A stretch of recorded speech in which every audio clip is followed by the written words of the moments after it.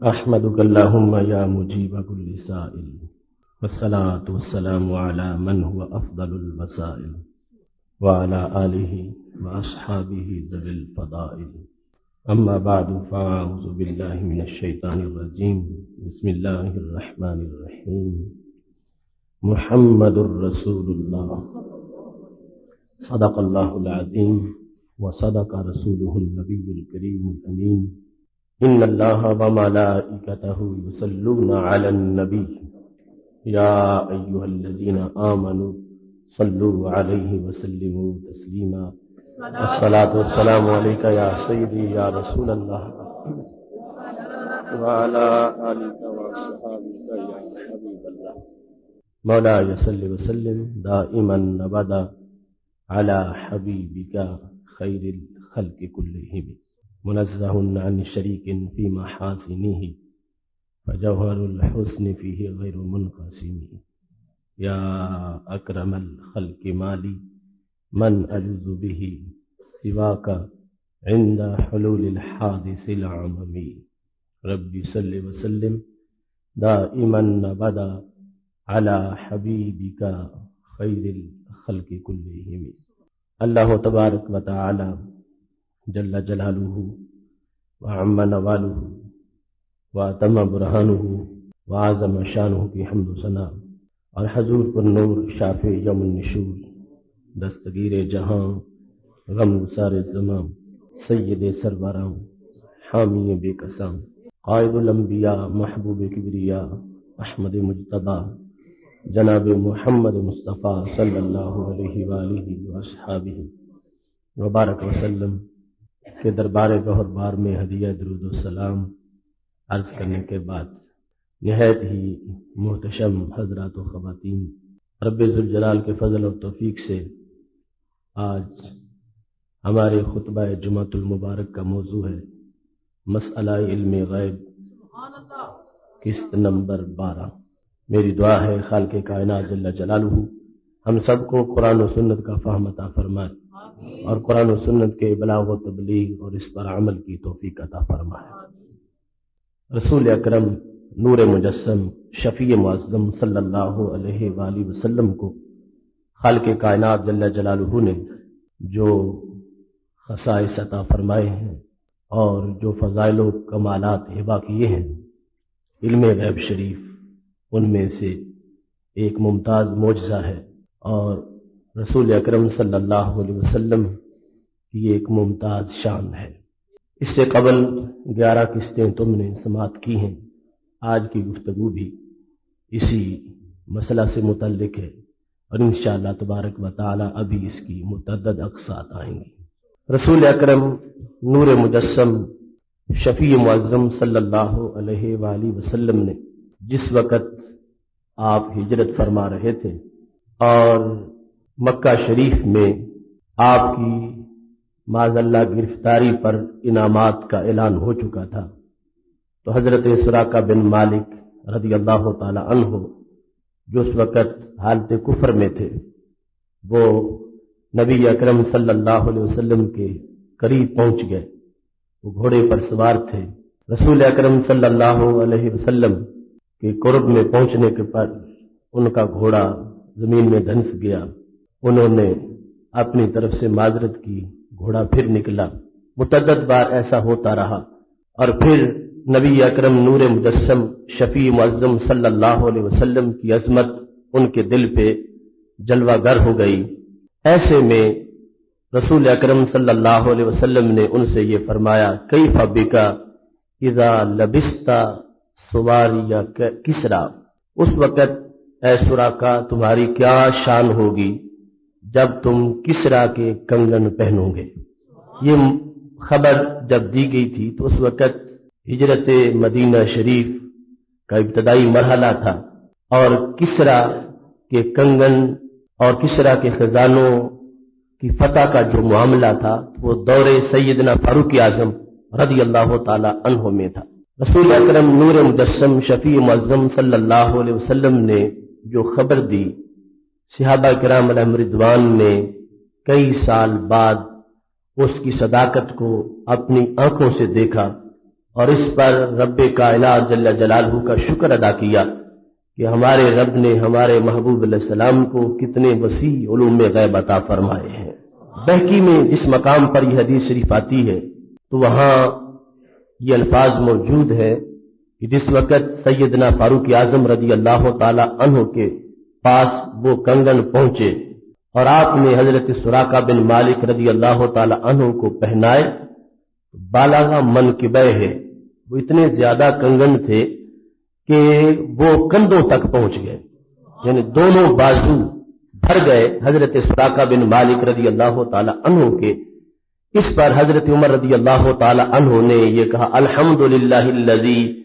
صلبہما کسری والبسہما سراقہ، ساری تعریفیں اس اللہ کی ہے جس نے یہ کنگن کسری سے چھین لیے ہیں اور حضرت سراقہ بن مالک رضی اللہ تعالی عنہ کو پہنا دیے ہیں۔ رسول اکرم نور مجسم شفیع معظم صلی اللہ علیہ وسلم کے یہ الفاظ کیف بکا، اس کے معنی بہت زیادہ ہیں۔ دیکھا جائے تو اس میں کئی اخبار غیب تھیں۔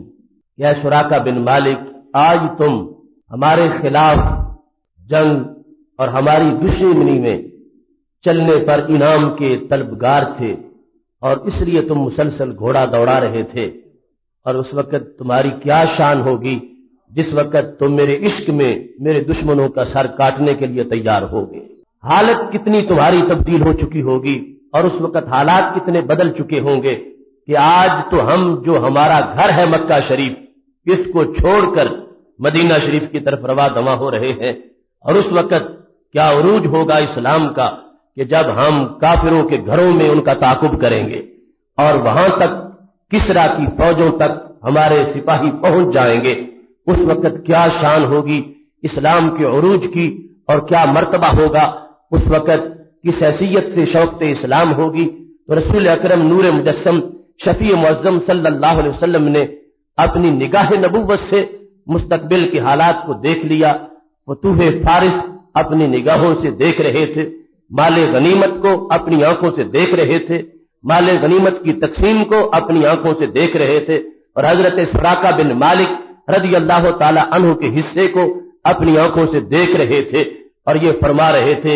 اس وقت کیا شان ہوگی جس وقت فتح کا جھنڈا تمہارے ہاتھ میں ہوگا اور کیسر اس حد تک مغلوب ہو چکا ہوگا کہ اس کو اپنے ہاتھوں کے کنگن دینا پڑ جائیں گے، اور اس وقت اس تخت پر کہ جس پہ آج کسریٰ بیٹھا ہوا ہے اس پر میرے غلام اپنے پورے جہو جلال کے ساتھ جلوہ گر ہوں گے۔ تو یہ رسول اکرم صلی اللہ علیہ وسلم کی خبر محض ایک کنگن کے آنے کی خبر نہیں تھی، بلکہ اسلام کی فتوحات کی خبر تھی، اور جس کو پوری تاریخ نے دیکھا ہے کہ رسول اکرم نور مجسم شفیع معظم صلی اللہ علیہ وسلم کا بالخصوص اس وقت یہ کہنا کہ جب بظاہر حالات یہ ہے کہ خود اپنے گھر کو چھوڑ کے اور جگہ پہ منتقل ہو رہے ہیں، اور اس وقت ایسے جذبات کا اظہار یہ کسی خام خیالی کی وجہ سے یا محض کسی بہم کی وجہ سے ان کا اظہار نہیں ہو سکتا تھا، یہ وہ نبوت کا زور تھا کہ جس کے اوپر توجہ کرتے ہوئے اور اعتماد کرتے ہوئے رسول اکرم نور مجسم شفیع معظم صلی اللہ علیہ وسلم اس بات کو واضح کر رہے تھے کہ اگرچہ آج میں اپنے ایک دوست کو ساتھ لے کے اپنے ہی شہر اور اپنے ہی گھر کو چھوڑ کے جا رہا ہوں، مگر اسی میں فاتحانہ داخل ہوں گا اور یہ ساری زمین میری ہوگی، اور پھر حجاز سے میرے لشکر آگے نکلیں گے، اور پھر ایران کا علاقہ بھی میرا ہوگا، اور پھر ایران سے آگے بڑھ کر یہ اسلام بر صغیر تک پہنچ جائے گا اور پوری کائنات میں پھیلے گا۔ تو رسول اکرم نور مجسم شفیع معظم صلی اللہ علیہ وسلم اس گھٹن کے ماحول میں یہ بہت بڑی خبر دے کر اس بات کو واضح کر رہے تھے کہ اللہ نے جو مجھے علم دیا ہے اس علم کا اتنا مجھے سہارا ہے اور اس پر اتنا بھروسہ ہے، ان حالات سے میں گھبراتا نہیں ہوں، میں وسیع فتوحات کو دیکھ رہا ہوں اور اسلام کے لہراتے ہوئے جھنڈے کو دیکھ رہا ہوں۔ رسول اکرم نور مجسم شفیع معظم صلی اللہ علیہ وسلم نے کسریٰ کے کنگنوں کی بات کی۔ وہ کسریٰ بن ہرمز اس وقت تھا، وہ تو فوت ہو گیا، لیکن یہ کنگن اسی کے تھے جو اس کے ورثہ میں بعد میں اس کے بیٹے کے پاس تھے، اور وہی کنگن یا رہے تھے۔ اگرچہ وہ کسریٰ جو رسول اکرم صلی اللہ علیہ وسلم کے عہد میں تھا وہ مر چکا تھا، لیکن کنگن وہی تھے، اور نبی اکرم نور مجسم شفیع معظم صلی اللہ علیہ وسلم کے یہ الفاظ کہ کسریٰ کے کنگن میرے غلام کے ہاتھ میں ہوں گے، یہ اس لحاظ سے بھی خبر بڑی عجیب تھی، یہ جس امت پر سونا پہننا حرام کیا ہے اس امت کے ایک فرد کے لیے ہی کسرا کے کنگن پہنانے کی کوئی خوشخبری دے رہے ہیں۔ امام زرقانی نے اس مقام پر مواہب دنیا کی شرح میں باقاعدہ بحث کرتے ہوئے لکھا ہے کہ یہ محبوب علیہ السلام کا اختیار بھی ہے، جسے چاہے جو چاہے پہنا دے، جو چاہے حلال کر دے، جو چاہے حرام کر دے۔ کسی کے لیے ریشم پہننا اوروں کے لیے حرام ہے، مگر کسی کے لیے حلال بھی کر دیا ہے۔ قربانی کا جانور نماز سے پہلے ذبح کرنا یہ ناجائز ہے، پہلے نماز ہوگی پھر قربانی کا جانور ذبح ہوگا، لیکن کسی صحابی کو اجازت پہلے کے بھی دے دی ہے اور پہلے ذبح کیا ہے تو وہی قربانی قرار پائی ہے۔ ایک یہ بھی انداز تھا، اور دوسرا کہتے ہیں تحقیق الموجزۃ الرسول صلی اللہ علیہ وسلم کہ حضرت عمر رضی اللہ تعالی عنہ جب کنگن پہنا رہے تھے اس وقت ذہن میں تھا کہ سونا ہے اور مردوں کے لیے حرام ہے، لیکن مجمع میں اعلان کر رہے تھے لوگوں اگرچہ یہ حرام ہے مگر ہم نبی علیہ السلام کے معجزہ کو ثابت کرنا چاہتے ہیں۔ ایک مرتبہ پہنا دیے اور پھر خود حضرت سراقہ رضی اللہ تعالیٰ عنہ نے کہا، جب پہنے ہوئے تھے تو حضرت عمر رضی اللہ تعالیٰ عنہ نے ان سے کہا کل اللہ اکبر اللہ اکبر۔ سراقہ یہ کنگن پہن کے اب اللہ کی بلندیوں کے نعرے لگاؤ، اللہ اکبر کہو، اللہ اکبر کہو۔ حضرت سراقہ بن مالک رضی اللہ تعالیٰ عنہ سونے کے کنگن پہن کر محبوب علیہ الصلوۃ والسلام کی اس خبر کے سچا ہونے پر رب کی توحید کا اعلان کر رہے تھے کہ وہ سچا رب ہے جس کے وعدے سچے ہیں اور جس کے محبوب علیہ السلام کے وعدے بھی سچے ہیں، کہ وہ خزانے بھی فتح ہو گئے ہیں اور اللہ نے وہ وقت ہمیں عطا فرمایا ہے کئی سال پہلے جس کی خبر عطا فرمائی گئی تھی۔ اس کے بعد کنگن اتارے اور ان کو بیت المال میں جمع کروا دیا۔ تو یہ ہمارے محبوب علیہ السلام کے علوم غیب کا ایک تسلسل ہے کہ جس جہت بھی توجہ فرماتے ہیں یہ ساری غیب کی باتیں ان کے سامنے حاضر ہوتی ہیں اور جس کا چاہتے ہیں اللہ کی اذن سے اعلان فرما دیتے ہیں۔ یہاں تک کہ رسول اکرم نور مجسم شفیع معظم صلی اللہ علیہ وسلم منا کی مسجد میں بیٹھے تھے، حج کا وقت تھا کہ دو صحابی آ گئے، ایک ان میں سے انصاری تھے اور دوسرے ثقفی تھے، اور دونوں رسول اکرم نور مجسم شفیع معظم صلی اللہ علیہ وسلم کے پاس آ کے کہتے ہیں ہم آپ سے مسئلہ پوچھنے آئے ہیں۔ تو میرے محبوب علیہ السلام نے فرمایا ان شئتما ان اخبرکما بما جئتما، اگر تم چاہو تو تمہارا مسئلہ جو ذہن میں ہے اور تمہارا سوال جو دل میں ہے تم اس کا اظہار نہ کرو، میں خود ہی سوال بھی بتاؤں گا جواب بھی بتاؤں گا۔ حضرت عبداللہ بن عمر رضی اللہ تعالیٰ عنہ راوی ہے، نبی اکرم نور مجسم شفیع معظم صلی اللہ علیہ وسلم حج کے موقع پر وہی حجۃ الوداع مسجد منا میں بیٹھے ہوئے ہیں، صحابہ کا جمع غفیر ہے، یہ ایک انصاری اور ایک ثقفی دونوں آئے ہیں۔ ثقفی اور انصاری جب انہوں نے دیکھا کہ محبوب علیہ الصلوۃ والسلام تو یہ بھی پیشکش فرما رہے ہیں صرف تمہیں جواب ہی نہیں دوں گا بلکہ میں تمہارا سوال بھی تم کو سناؤں گا۔ تو ثقفی کہنے لگے انصاری سے کہ تم ہمارے مہمان ہو کیونکہ تم مدینہ شریف سے آئے ہوئے ہو، اس واسطے پہلی باری میں آپ کو دیتا ہوں، آپ رسول اکرم صلی اللہ علیہ وسلم سے پوچھو کہ محبوب صلی اللہ علیہ وسلم آج عجیب مجیب کا دربار ہے، ویسے تو سوال پر بھی جواب مل جائے تو بڑی غنیمت ہے، لیکن آپ کا دریا رحمت جوش میں ہے کہ سوال بھی خود ہی بتاؤ گے جواب بھی خود ہی بتاؤ گے، تو پھر بتا دو کہ میرے دل میں کیا تھا، میں کس چیز کو پوچھنے آیا ہوں، میں کیا پوچھنے آیا ہوں اور اس کا جواب کیا ہے۔ تو میرے محبوب علیہ الصلوۃ والسلام فرمانے لگے جئتنی، تم میرے پاس آئے ہو، تسألو کہ تم پوچھو، ان مخرجک من بیتک، تم مجھ سے یہ پوچھنے آئے ہو کہ جب میں گھر سے نکلا ہوں اور میرا بیت الحرام گھر سے نکلا ہوں اور میرا ارادہ تھا بیت الحرام کی طرف جانے کا، اس وقت جب میں گھر سے قدم اٹھا کے چل رہا تھا یا میری اونٹنی چل رہی تھی، مالکا مالی فی ہے، مجھے یہ بتا دو کہ اس میں میرے لیے اجر کتنا ہے۔ تمہارے ذہن میں پہلا سوال یہ ہے کہ تم مجھ سے یہ پوچھنا چاہتے ہو کہ جو بندہ حج کرنے کے لیے نکلتا ہے اپنے گھر سے باہر آتا ہے اس کو حج کے سفر پر ابھی پہنچا نہیں کعبۃ اللہ میں، راستے میں موجود ہے، اس کو راستے کے سفر پر کتنا اجر ملے گا۔ فرمایا یہ پہلا سوال تھا تمہارے دل میں۔ دوسرے نمبر پر وَأَنْ الرَّكْعَتَيْنِ بَعْدَ الطَّوَافِ، طواف کے بعد جو دو رکعتیں پڑھی جاتی ہیں ان کے بارے میں بھی تمہارے دل میں سوال تھا کہ ان رکعتوں سے کیا ملتا ہے اور ان کا اجر کیا ہوتا ہے۔ مالی فیہما، کہ ان دونوں میں میرے لیے اجر کیا ہے، تم دوسرا یہ سوال کرنا چاہتے تھے۔ اور پھر تیسرا سوال بھی تمہارے ذہن میں تھا، ان السعی بین الصفا والمروہ، یہ صفا مروہ میں جو سعی کی جاتی ہے اس سعی پر بندے کو اجر کیا ملتا ہے۔ اور پھر فرمایا چوتھا سوال بھی تمہارے ذہن میں موجود تھا، وہ کیا؟ فرمایا ان الوقوف عشیۃ عرفہ، 9 ذوالحج کو جو میدان عرفات میں وقوف کیا جاتا ہے، اس وقوف کے بارے میں بھی تم پوچھنا چاہتے تھے کہ اس میدان میں ٹھہرنے پر بندے کو اجر کیا ملتا ہے۔ ایک جگہ ہے وہاں چلے جانے سے حج ہوتا ہے، اس میں اجر کیا ہے، فضیلت کیا ملتی ہے، اور اللہ ان بندوں کو کس نگاہ سے دیکھتا ہے اور ان کو کیا ملتا ہے۔ اور پھر فرمایا صرف یہاں تک نہیں، اور سوال بھی تمہارے ذہن میں تھا، وہ کیا؟ فرمایا ان رمی کل جمار، جو جمروں کو کنکریاں ماری جاتی ہیں، تمہارے ذہن میں یہ بھی تھا کہ ایک بے جان پتھر کو پتھر مارنے سے ملتا کیا ہے؟ تم مانتے تو ہو مگر اس کا ثواب ہے وہ تم پوچھنا چاہتے ہو، یہ بھی تمہارے ذہن میں موجود تھا۔ وہ ان نہر کا، اور جو تم اس دن پھر قربانی کرو گے اس قربانی میں کیا ملے گا۔ اور اس کے بعد فرمایا ان حلاقی کا رأس کا، پھر جو سر کا حلق کراؤ گے اس میں تمہیں کیا ملے گا، یہ بھی تمہارے ذہن میں تھا۔ میرے صحابی ایک سوال نہیں، یہ سارے سوال لے کر تم میرے پاس پوچھنے آئے ہو، لو اب میں ان سب کے جواب عطا فرماتا ہوں۔ اب دیکھو،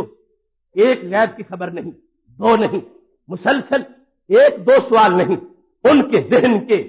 جتنے خاکے تھے، ان کے دل میں جتنے سوال تھے، رسول اکرم نور مجسم شفیع معظم صلی اللہ علیہ وسلم نے بالترتیب ان کو بیان فرمایا ہے، اور بیان کرنے کے بعد پھر ان کا جو اجر ہے اس کو بھی آپ نے اعلان فرما دیا ہے۔ اب اس مقام پر رسول اکرم نور مجسم شفیع معظم صلی اللہ علیہ وسلم نے جب یہ اعلان کیا کہ یہ سوال تھے، تو اب جن کے دل میں تھے ان کی گواہی سنو۔ کہتے ہیں والذی بعثک بالحق،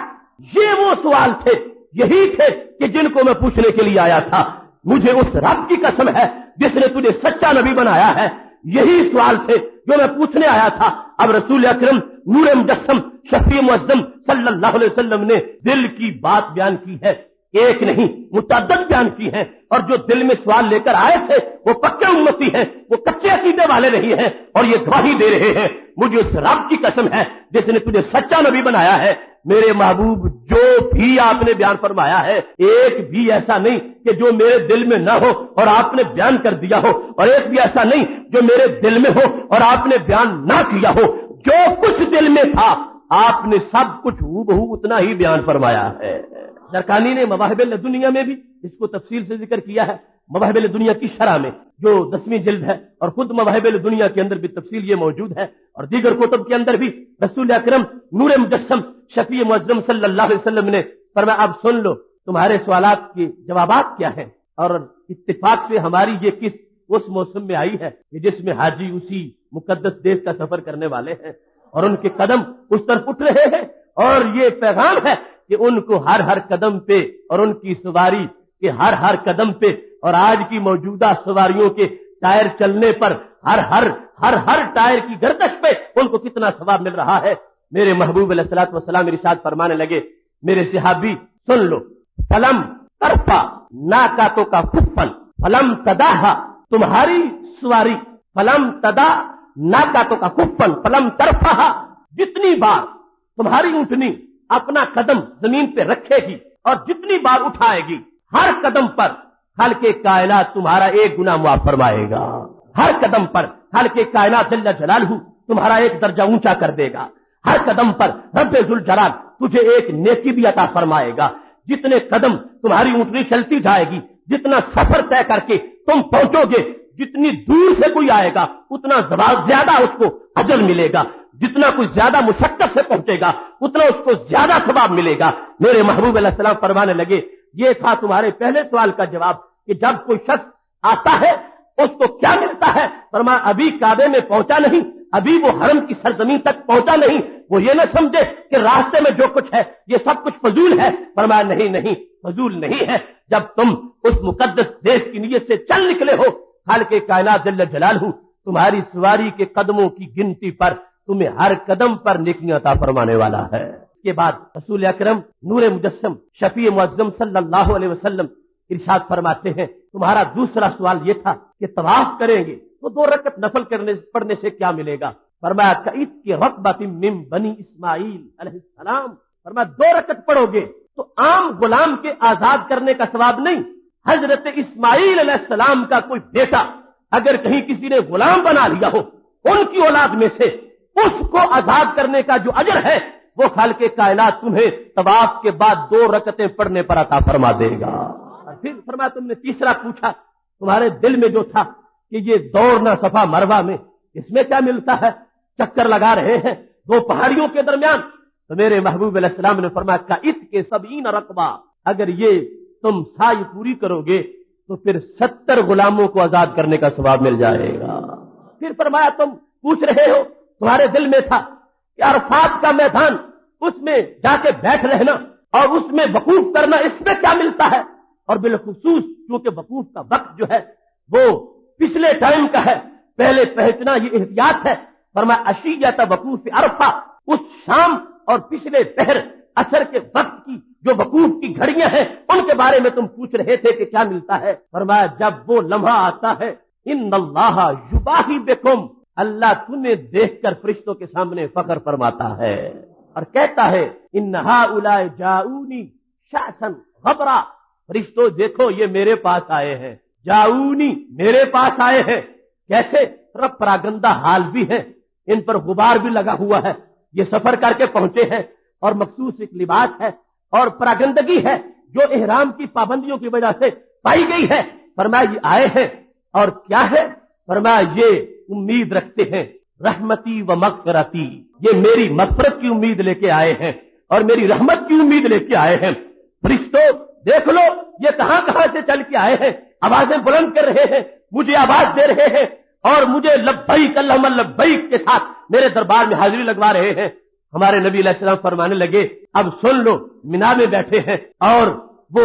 دونوں سائل پہنچے ہوئے ہیں، اب خطاب کے سیغے کے ساتھ فرمایا رب یہ فرماتا ہے کہ میں تمہارے گناہوں کو معاف کرتا ہوں۔ کتنے گناہ ہیں؟ فرمایا ان کانت ذنوبکم مثل عدد الربال وزبد البحر، اگر تمہارے گناہ اگرچہ وہ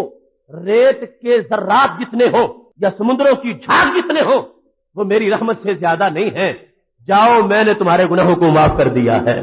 افیدو یعنی یہ عرفہ کی شام جو ہے،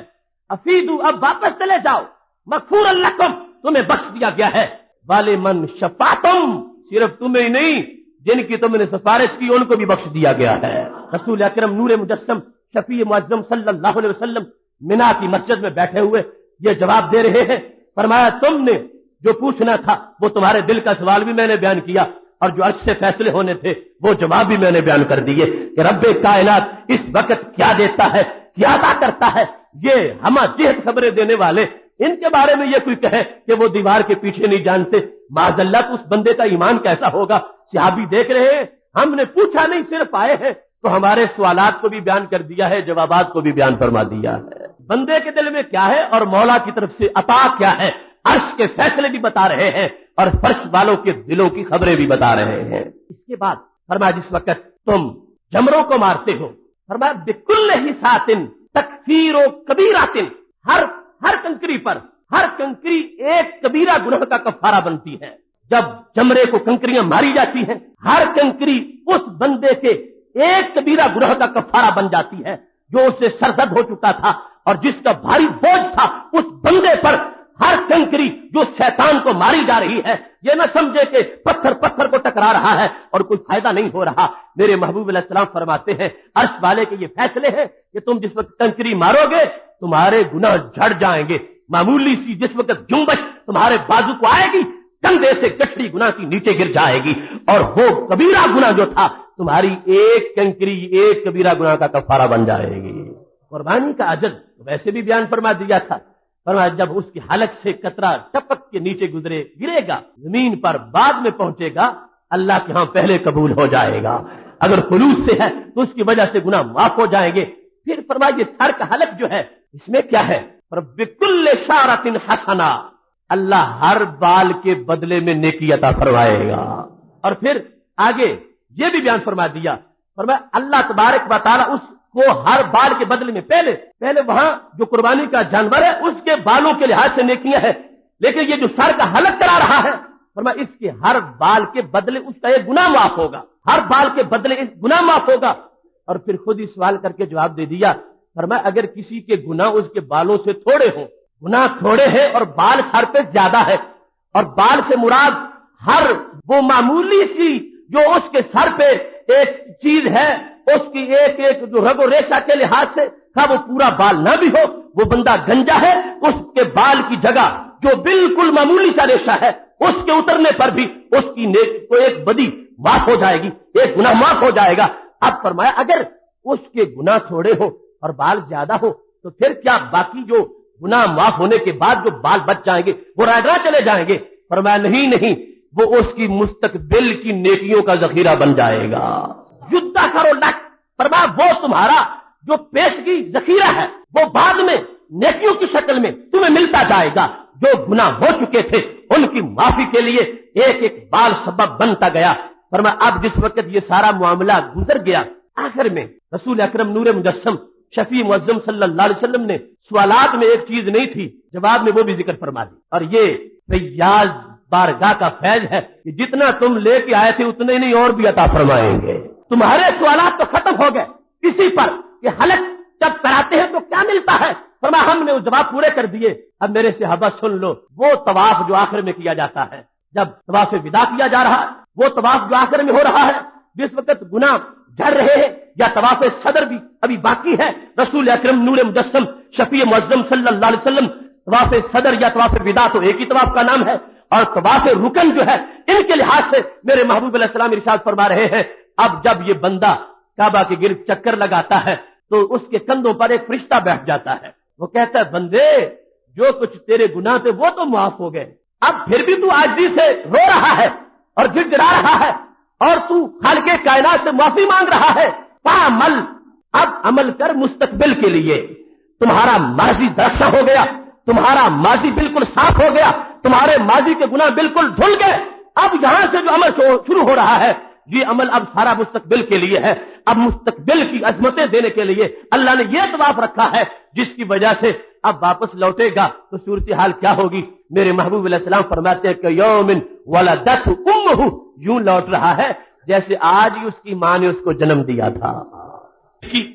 صحابی آئے ہیں، ان کے دل میں سوالات ہیں، محبوب علیہ السلام نے خود پیشکش کر دی ہے، اگر چاہتے ہو تو میں تمہیں سوال بھی بتاتا ہوں جو تمہارے دل میں ہے اور جواب بھی بتاتا ہوں، اور سوال بھی بتائے ہیں جواب بھی بتائے ہیں، اور صحابی نے اللہ کی قسم اٹھا کے نعرہ لگایا ہے کہ یا رسول اللہ صلی اللہ علیہ وسلم آپ نے نہ اضافہ کیا ہے نہ کمی کی ہے کہ جو میرے دل میں نہ ہو وہ آپ بیان کر دیں اور جو دل میں ہو وہ بیان نہ کریں، ایسا ہرگز نہیں ہوا، جتنے سوال تھے آپ نے وہ سارے بیان فرما دیے ہیں۔ اب کہنے لگے کہ سقفی اب تمہاری باری ہے، تم پوچھ لو، کیونکہ دونوں کے لیے فرمایا تھا، اور یہ شان ہے میرے محبوب علیہ السلام کے علم کی کہ دونوں اکٹھے آئے ہیں، تو جو گیس سے کوئی پہچانتا تو سمجھتا شاید دونوں مشورہ کر کے ایک ہی بات پوچھنے آئے ہیں، فرمایا نہیں، اس کے سوال جدا تھے، تمہارے سوال جدا ہے، اب سقفی تم پوچھو، میں بتاؤں کہ تمہارے دل میں کیا تھا؟ وہ کہتے ہیں یا رسول اللہ صلی اللہ علیہ وسلم بتا دو کہ میں کیا پوچھنے آیا ہوں۔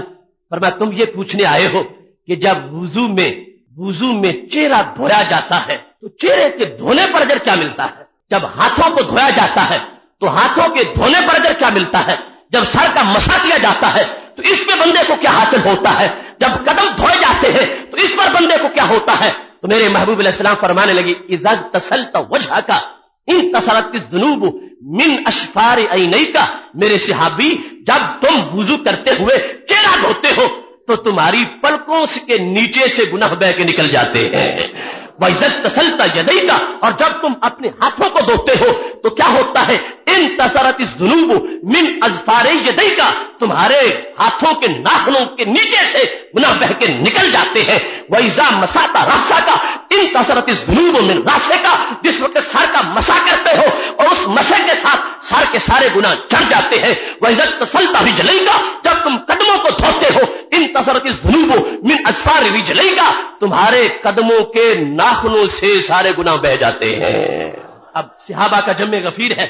نبی اکرم نور مجسم شفیع معظم صلی اللہ علیہ وسلم ان کے سوال بھی بتا رہے ہیں اور ان سوالات کے جواب بھی عطا فرما رہے ہیں، اور یہ سارا منظر پر نور ہے، سارا منظر پر کیف ہے، اور صحابہ کے چہرے کھلے ہوئے ہیں، کہ خالق کائنات جل جلالہ نے ہمیں جن کی امت میں شامل فرمایا ہے وہ صرف مسئلہ پوچھنے پر ہی نہیں، دل کی بات پر بھی سب کچھ بتا دیتے ہیں.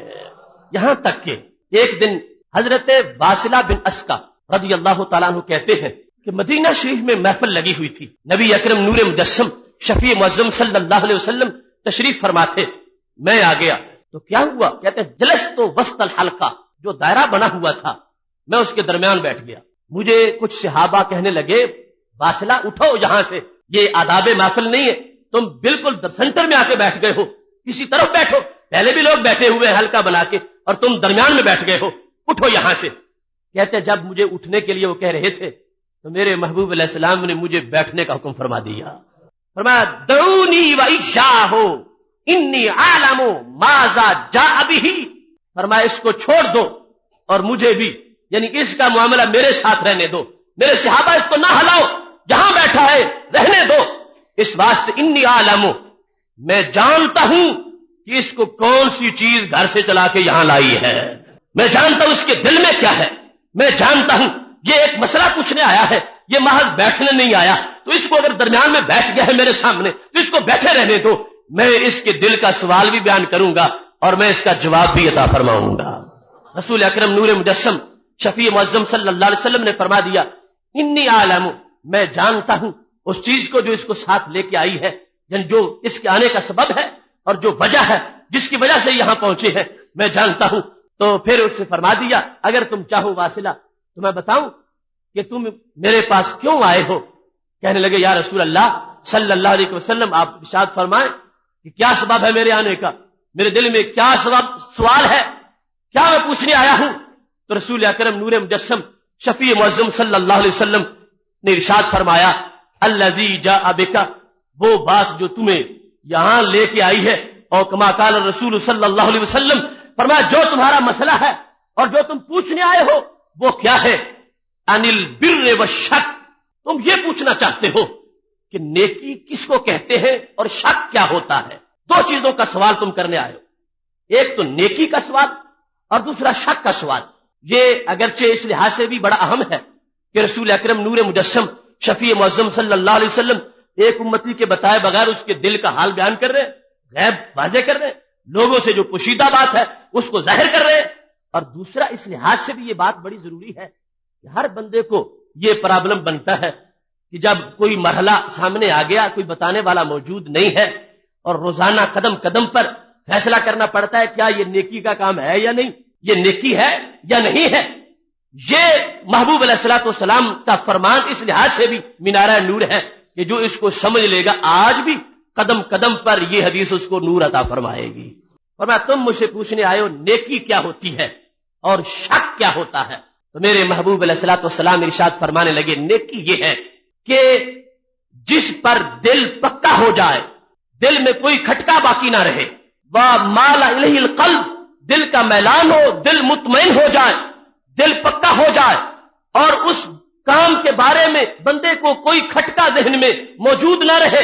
اور پوری طرح دل مطمئن ہو جائے، اس کو سمجھ لے وہ کہ یہ نیکی کا کام ہے. اور شک کیا ہے؟ فرمایا لم یستقر القلب، کہ جس کے لحاظ سے دل ٹھہرتا نہیں، کبھی خیال آتا ہے تو فوراً بدل جاتا ہے، پھر دل سے آواز آتی ہے، دل ملامت شروع کر دیتا ہے کہ یہ کام نہ کرو، ہو سکتا ہے یوں ہو جائے، ہو سکتا ہے یوں ہو جائے، ہو سکتا ہے فلاں نتیجہ نکل آئے، ہو سکتا ہے اس کا یہ نقصان ہو جائے، ہو سکتا ہے رب کی ناراضگی اس میں ہو. یہ بار بار جو دل کھٹکتا ہے اور دل کے اندر ایک وسوسہ پیدا ہوتا ہے، فرمایا یہ شک ہے، اس سے باز رہو. اور جہاں دل جم جائے، دل مستقر ہو جائے اور دل پوری طرح پکا ہو جائے، یہ وہ ہے جس کو نیکی قرار دیا گیا ہے. اس کو کر لو، اللہ اس پہ اجر عطا فرمائے گا. اب دیکھو رسول اکرم نور مجسم شفیع معظم صلی اللہ علیہ وسلم نے اپنے الفاظ میں واضح طور پر جو دو چیزیں تھیں ان کے دل میں، ان کے بارے میں بیان کیا ہے اور اس کو پھر ان کا جو جواب تھا وہ بھی بتایا ہے. یہاں بھی حضرت واصلہ رضی اللہ تعالیٰ عنہ نے باقاعدہ قسم اٹھا کے کہا والذی بعثک بالحق، مجھے اس رب کی قسم ہے جس نے تجھ کو سچا نبی بنایا ہے. یا رسول اللہ صلی اللہ علیہ وسلم، اس کے سوا میرے دل میں کچھ بھی نہیں تھا، یہی پوچھنے آیا تھا، یہی سوالات میرے دل میں موجود تھے، جو آپ نے سوال بھی ارشاد فرما دیے ہیں اور ان سوالوں کے جوابات بھی ارشاد فرما دیے ہیں۔ محتشم سامعین حضرات، طبرانی نے موجم کبیر میں اس حدیث کو روایت کیا ہے کہ رسول اکرم نور مجسم شفیع معظم صلی اللہ علیہ وسلم ارشاد فرماتے ہیں، ان اللہ قد رفع علی الدنیا، اللہ نے میرے لیے پوری دنیا کو اٹھایا، پوری دنیا رب نے میرے سامنے کر دی، یعنی پوری دنیا، شرق و غرب، شمال و جنوب، جو سطح زمین پر انسان کھڑا ہے اس کو صرف دنیا کا تھوڑا سا حصہ نظر آتا ہے، پر میرے رب نے میرے سامنے پوری دنیا کو اٹھا کے پیش کیا، وَأَنَا أَنظُرُ إِلَيْهَا وَإِلَىٰ مَا كَائِنٌ فِيهَا إِلَىٰ يَوْمِ الْقِيَامَةِ، فرمایا میں اس پوری دنیا کو بھی دیکھ رہا ہوں اور اس پوری دنیا میں جو کچھ قیامت تک ہونے والا ہے اس کو بھی دیکھ رہا ہوں۔ کیسے دیکھ رہا ہوں؟ فرمایا کأنما انظر الی کفی ھذہ، جس طرح میں اپنے ہاتھ کی اس ہتھیلی کو دیکھ رہا ہوں۔ رسول اکرم نور مجسم شفیع معظم صلی اللہ علیہ وسلم کے الفاظ بڑے معنی خیز ہیں اور ان میں بڑی لطافت ہے۔ ان اللہ قد رفع لی الدنیا، یہ بات واضح کر دی کہ یہ میرے رب کا فضل ہے، اللہ کی عطا ہے، یہ اللہ کی شان ہے کہ اس نے میرے لیے دنیا کو سمیٹ کے پیش کر دیا ہے۔ جس طرح ہاتھ کی ہتھیلی ہوتی ہے اس طرح دنیا میرے بالکل سامنے ہے۔ اور پھر یہ دوسرا جملہ جو تھا اس میں کیا الفاظ ہے؟ انا انظر الیہا، میں اس کی طرف دیکھتا ہوں۔ انظر ہے، ماضی کا صیغہ نہیں ہے کہ نظر تو الیہا، اللہ نے دنیا اٹھائی، میں نے دنیا دیکھی پھر معاملہ ختم ہو گیا۔ فرمایا نہیں، اللہ نے دنیا اٹھائی تو کیا ہوا؟ فرمایا وہ آج تک اٹھی ہوئی ہے۔ انا انظر الیہا، میں مسلسل اس کی طرف دیکھ رہا ہوں۔ انظر واحد متکلم مضارع کا صیغہ ہے، یہ نہیں ہے نظر تو الیہا کہ میں نے دیکھا ایک بار اور پھر چمک ختم ہو گئی۔ حالانکہ ایک بار دیکھنا بھی ان لوگوں کے عقیدے کے منافی ہے جو کہتے ہیں کہ خالق کائنات کے سوا پوری کائنات کو ایک لمحہ بھی کوئی نہیں جان سکتا۔ اگر ایک بار کا ہوتا پھر بھی ان کے رد کے لیے کافی تھا، مگر ہمارے محبوب علیہ السلام کی شان نرالی ہے۔ خالق کائنات نے کیا شان دی؟ فرمایا انا انظر الیہا، میں مسلسل اس کو دیکھ رہا ہوں۔ اور کس طرح؟ کانما انظر الی کفی ھذہ، جس طرح میں اپنے ہاتھ کی ہتھیلی کو دیکھ رہا ہوں۔ اب دیکھیے جو پوری دنیا کو دیکھے ان کو دیوار کے پیچھے نظر نہ آئے۔ فرمایا میں دنیا کو بھی دیکھ رہا ہوں، وَإِلَىٰ مَا هُوَ كَائِنٌ فِيهَا إِلَىٰ يَوْمِ الْقِيَامَةِ، آج کی دنیا کو نہیں قیامت تک کی دنیا کو دیکھ رہا ہوں۔ انا انظر الیہا، میں دنیا کو دیکھ رہا ہوں، وَإِلَىٰ مَا هُوَ كَائِنٌ فِيهَا إِلَىٰ يَوْمِ الْقِيَامَةِ، اور میں اسے بھی دیکھ رہا ہوں۔ آج ہی جو کچھ قیامت میں آنے والا ہے، قیامت تک جو کچھ ہونے والا ہے، میں اس کو بھی دیکھ رہا ہوں۔ یہ ہم جیسے ہیں کہ جس وقت مکان میں بیٹھے ہو، جو دروازے کے سامنے آئے گا وہی نظر آئے گا، جو آگے پیچھے ہوگا وہ نظر نہیں آئے گا، لیکن جو چھت پہ کھڑا ہے اس کو سارے سین والے نظر آئیں گے بلا تمثیل۔ ہم حجابات میں ہیں، ہم زمانے کا وہ جو ایک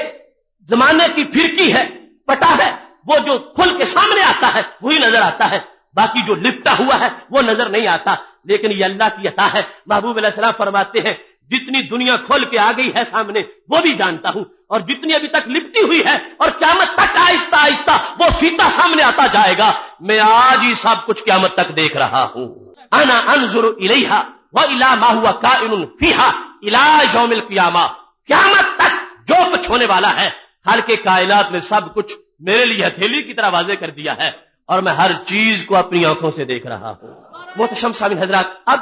یہاں پر تیسرا پہلو، عبارت یوں ہو سکتی تھی، پہلا تو یہ ہے نا کہ ان اللہ قد رفع لی الدنیا، اللہ نے دنیا اٹھائی، ونظرت الیہا، میں نے دیکھا۔ ایک یہ عبارت ہو سکتی تھی جو استعمال نہیں کی۔ دوسری کیا ہو سکتی تھی؟ ان اللہ قد رفع لی الدنیا وانظر الیہا، آنا کے بغیر پھر بھی جملہ تو بن جاتا ہے، چونکہ انظرو کے اندر آنا موجود ہے۔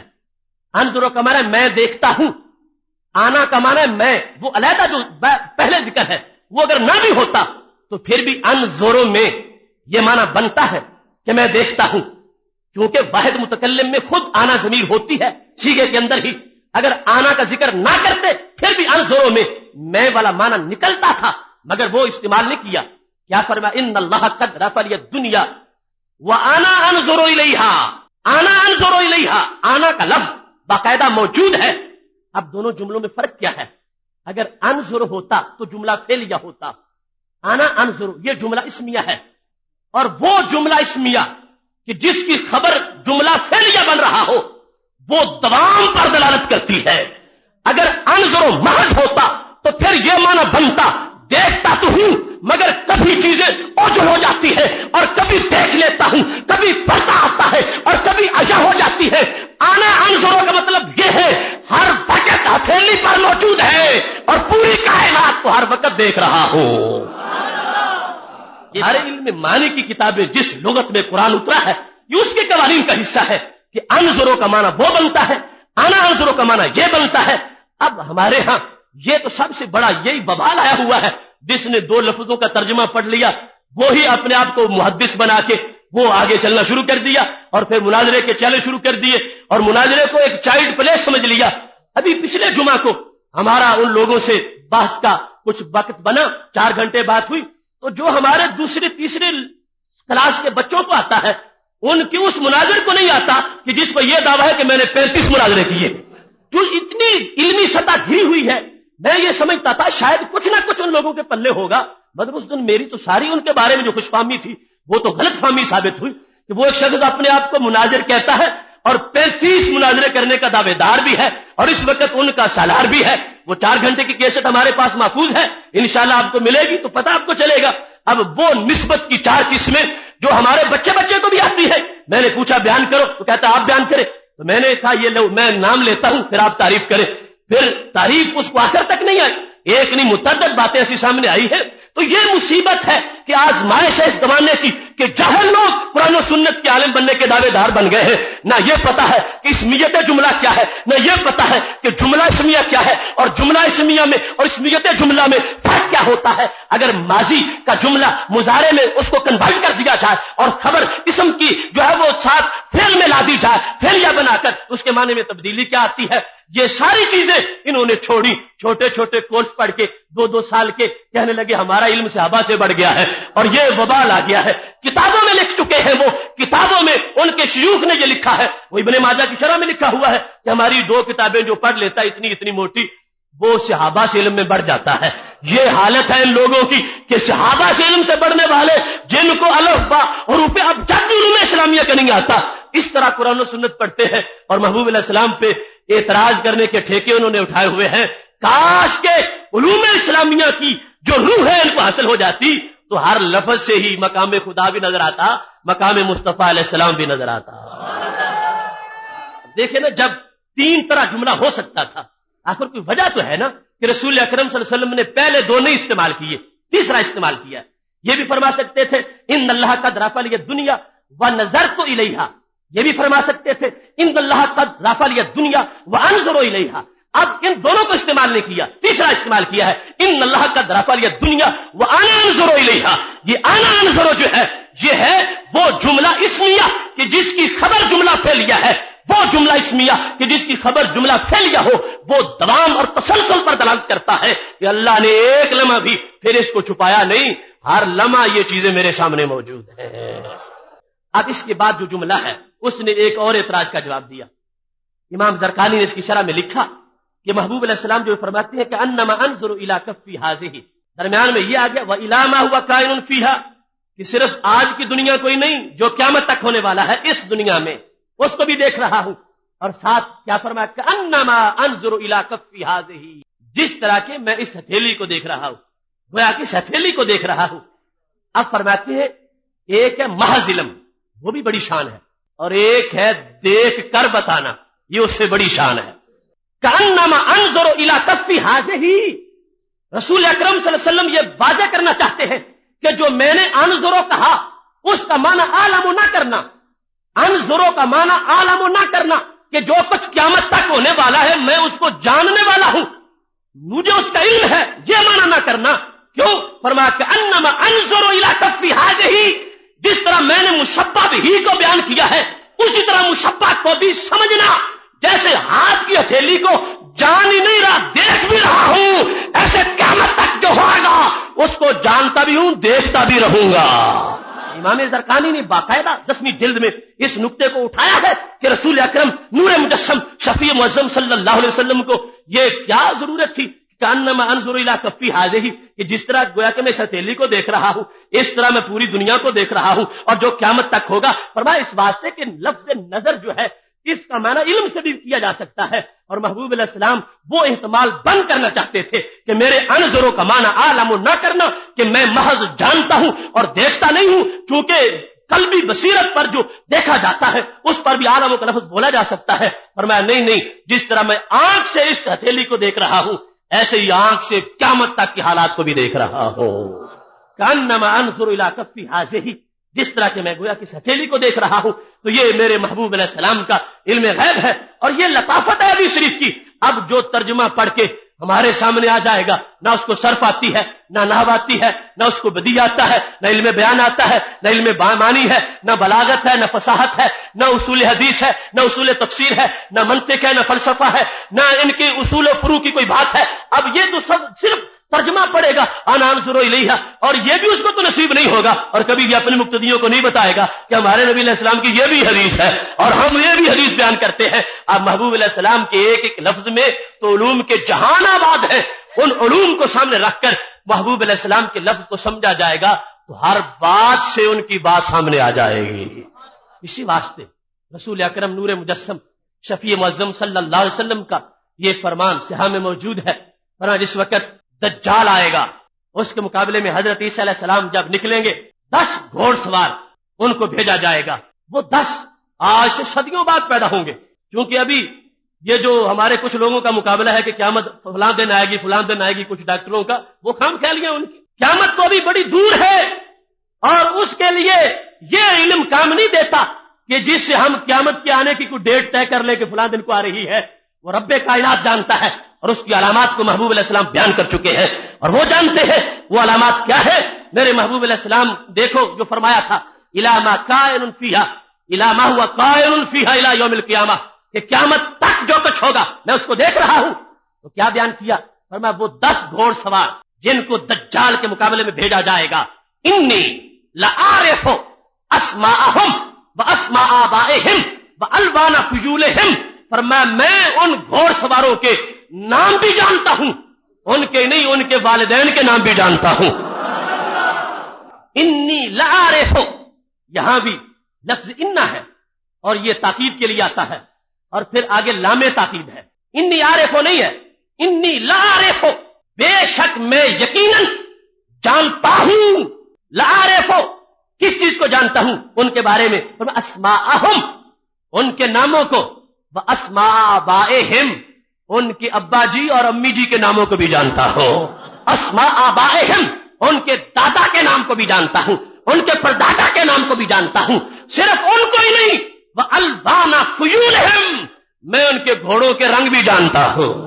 یہاں کا وہ دعویٰ ہے کسی کو نبی ماننے کا جن کا یہ عقیدہ ہو کہ ان کو کوئی پتہ ہی نہیں، کوئی جانتے ہی نہیں، کل کی خبر نہیں۔ میرے محبوب علیہ السلام تو اتنا وسیع علم رکھتے ہیں، فرمایا میں جانتا ہوں اس وقت جو جہاد پہ 10 گھوڑ سوار نکلیں گے اور سامنے آئیں گے، میں ان کے نام، ان کے والدین کے نام سب کو جانتا ہوں، اور تو اور رہا فرمایا الوان خیولہم میں ان سب کے گھوڑوں کے ہر رنگ کو جاننے والا ہوں۔